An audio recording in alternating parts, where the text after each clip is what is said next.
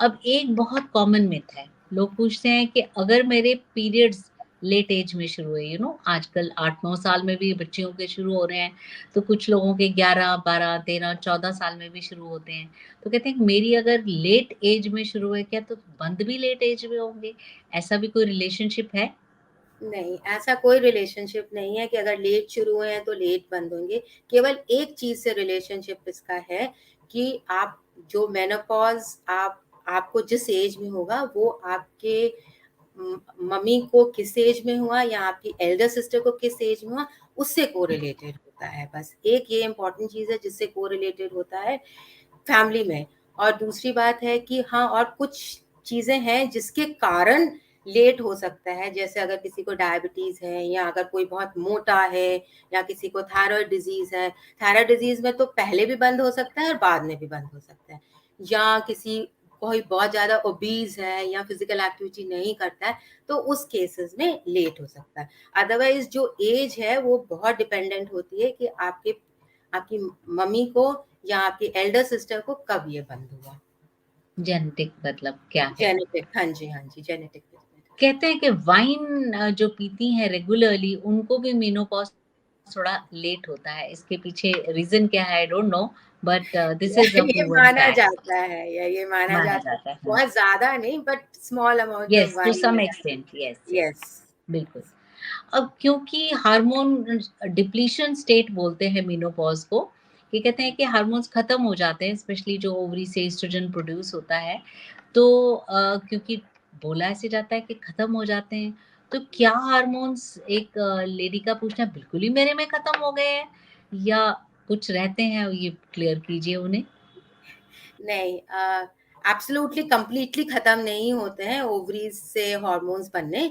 जब हमारा मेनोपॉज होता है उसके बाद भी हमारी ओवरीज कुछ सेक्स हार्मोन्स बनाती हैं और ये कुछ सालों तक बनाती रहती हैं आफ्टर मेनोपॉज। हाँ, ये डिफरेंस जरूर हो जाता है कि ये जो अब हार्मोन्स बन रहे हैं इसकी जो पोटेंसी है, इसकी जो इफेक्टिवनेस है, ये जो हमारे पहले जो हार्मोन्स बनते थे जो हमारे रिप्रोडक्टिव पीरियड में, जिसको हम एस्ट्रेडियल कहते हैं, उसके मुकाबले ये थोड़े कम पोटेंट होते हैं, कम इफेक्टिव होते हैं, लेकिन बनते ज़रूर हैं, कुछ सालों तक ज़रूर बनते हैं।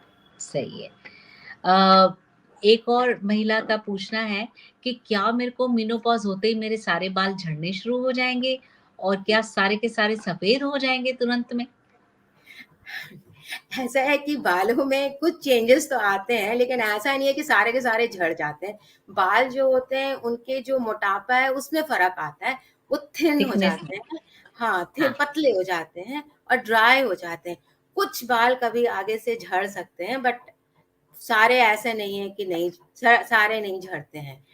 और रही बात सफ़ेद होने की, so that is not related in any case to menopause, वो मेनोपॉज़ से रिलेटेड नहीं है। नहीं, सही है।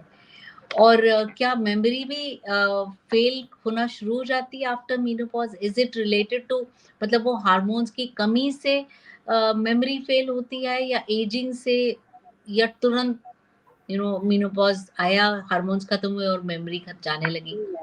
ऐसा कोई रिलेशन नहीं है, बट ये है कि थोड़ी बहुत फॉरगेटफुलनेस और कंसंट्रेशन में लैक शुरू होता है, बट ये 2-3 सालों में ठीक हो जाता है।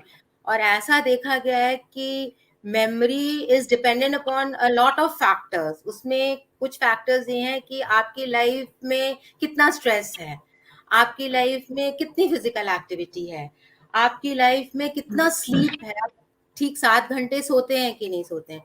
तो अगर हमारे ये जो लाइफ़स्टाइल वाली चीज़ें हैं, अगर हम 7 घंटे सोते हैं, हमारे पास स्ट्रेस नहीं है, हम फिज़िकल एक्टिविटी करते हैं, तो हमारी मेमोरी कभी भी हमें फ़ेल नहीं होगी। This is that. तो इसका चलो मेनोपॉज़ में थोड़ा बहुत कंसंट्रेशन लॉस होता है, बट वो ठीक हो जाता है अगर हम अपना ये एडुकेट स्लीप और स्ट्रेस और अपने एक्सरसाइज़ कायम रखते हैं, तो इससे हमें कोई प्रॉब्लम नहीं आती है।